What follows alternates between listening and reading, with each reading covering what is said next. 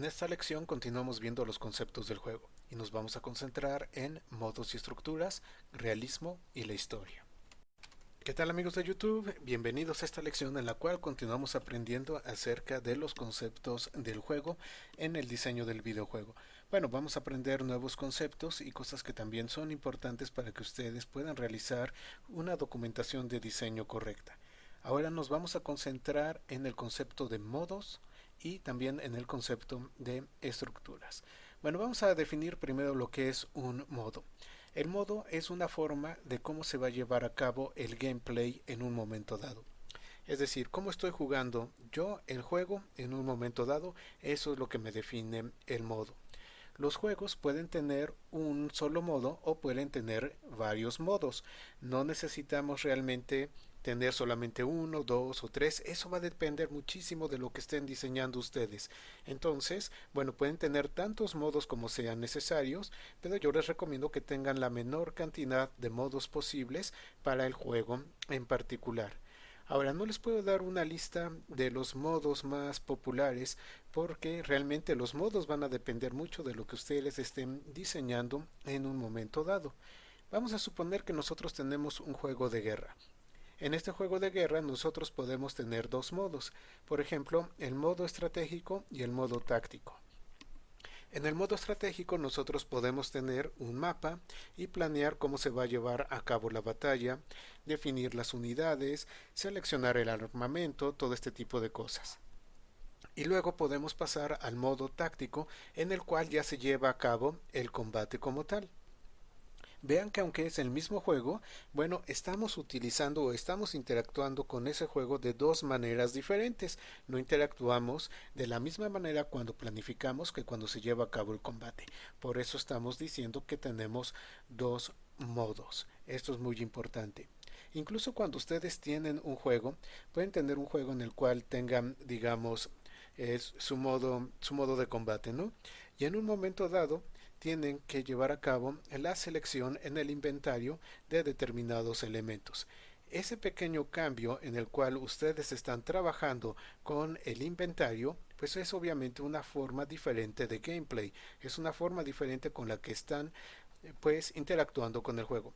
Por lo tanto, el manejo del inventario se va a considerar un modo aparte de lo que es el modo de combate que ustedes estarían haciendo en un momento dado. No importa que solamente lo estén usando un segundo, 3 segundos o 5. Bueno, si el gameplay, si la forma como yo interactúo es diferente, entonces es un modo diferente. Entonces también podemos tener modos no interactivos que deben de quedar documentados. Ahora, ¿qué va a ser la estructura? Bueno, la relación que va a existir entre los modos y las reglas crean lo que se conoce como la estructura del juego. Es decir, yo voy a tener mis modos y voy a tener determinadas reglas y esas reglas también me van a permitir saber cuándo yo estoy en el cambio de un modo a otro y cuando yo regreso a otro modo, etcétera. Entonces, esto es lo que me está formando la estructura del juego, la relación que existe entre los modos y las reglas. La estructura del juego nosotros la podemos representar por medio de un diagrama de flujo.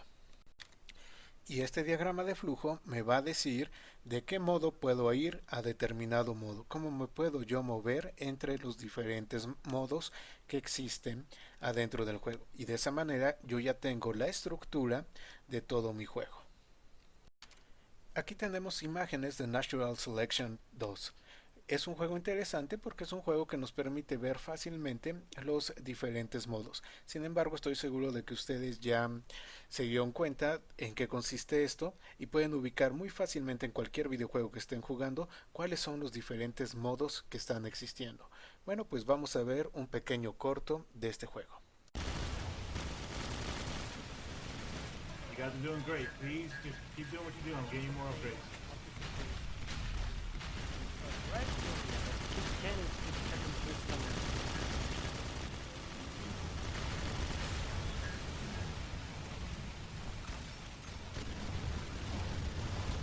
Put that on, it's almost dead.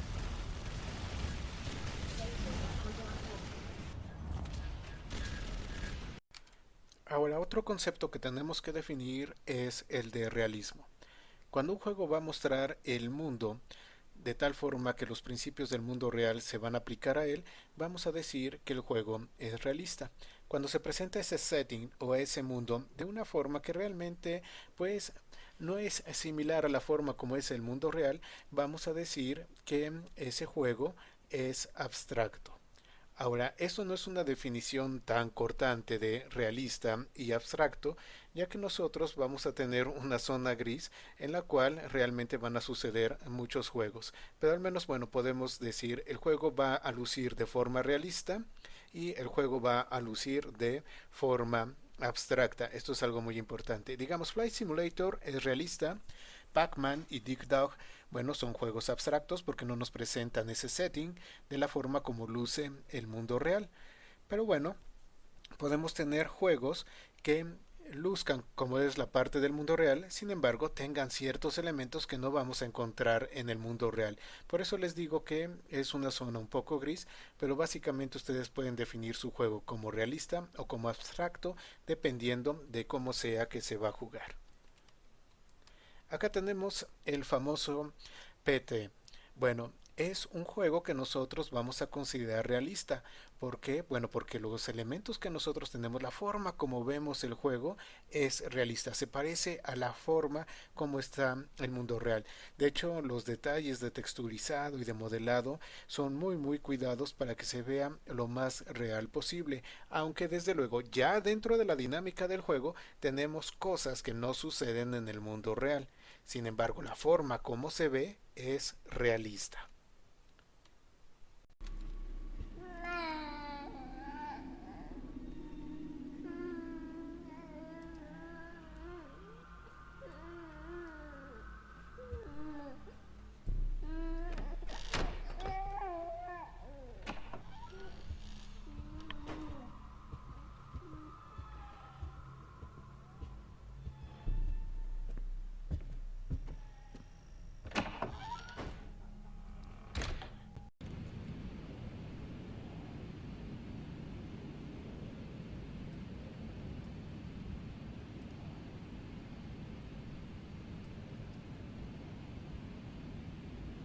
Kennedy, round, Sword, Niner, Niner, Gate 2, taxi to the gate.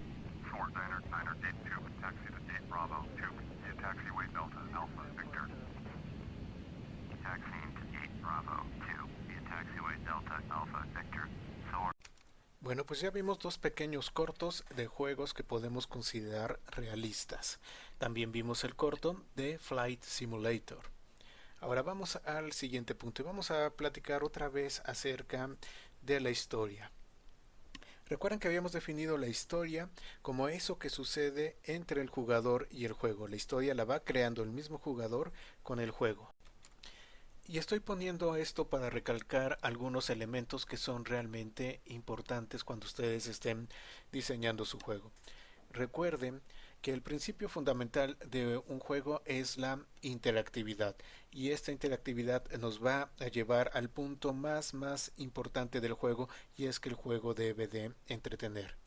Entonces nosotros tenemos que darle algo entretenido que hacer al usuario adentro de nuestro juego.